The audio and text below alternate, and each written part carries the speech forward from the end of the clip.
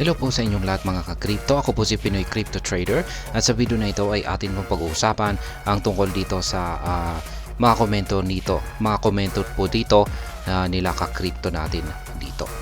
At ayan, yung una ay sabi rito ay ba't nauna pa si Ethereum kaysa kay XRP na na-approve. At yung sunod naman po na si ka-crypto natin rito ay XRP din daw, na-approve din daw. True ba yun? Kaya yan po ang ating pag-uusapan sa video na ito. Pero bago po tayo magpatuloy ay nais ko lamang po munang bigyang linaw ang aking disclaimer kung saan ang nilalaman po ng video na ito ay hindi po ito isang financial advice. For education and information purposes lamang po ang layunin nito. Maliban po dito ay nais ko na rin pong magbigay babala na wala pong kahit anumang group chat ang Pinoy Crypto Trader. Ayan, unahin po muna natin si ka-crypto na nagtanong na bakit nauna pa si Ethereum kaysa kay XRP na ma-approve. At ayan, si Ethereum po talaga ang naunang na-approve kasi siya po ang pumapangalawa na pinakamalaking crypto. Ayan, cryptocurrency.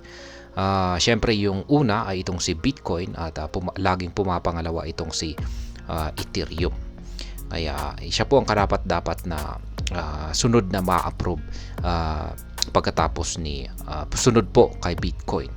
Kaya kung posibleng yung pangatlo na ma-approve ay posibleng itong si XRP.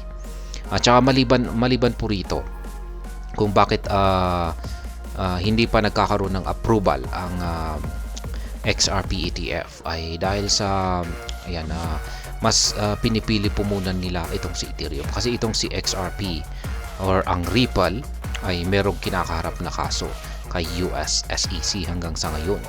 Siguro pag matatapos po ito ay siguro ay saka po siya rito magkakaroon ng approval sa kanyang ETF. Kaya ayan, para kay ka-crypto natin dito na nagtanong kung bakit nauna pa itong si Ethereum kaysa kay XRP. Ayan, dito naman kay ka-crypto naman dito ay XRP din daw, na-approve din daw. True ba yan? Ayan, may katotohanan ba na na-approve din daw itong si XRP?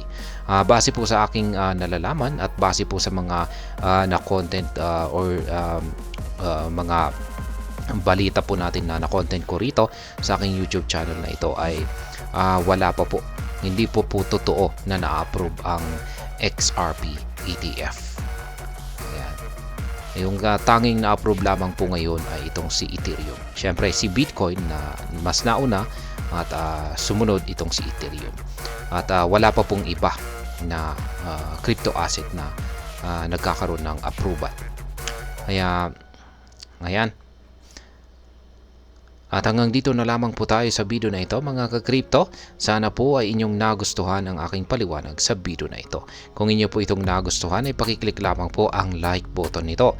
Para naman po sa mga bago lamang dito, kayo po ay aking inaanyayahan para mag-subscribe. Pakiclick na rin po ang bell icon nito dahil ito po ang siya magsisilbing notification nito sa mga bago kong videos na aking pong ina-upload sa aking YouTube channel na ito. Marami pong salamat sa panonood. Ingat po tayo lagi at God bless po sa ating lahat.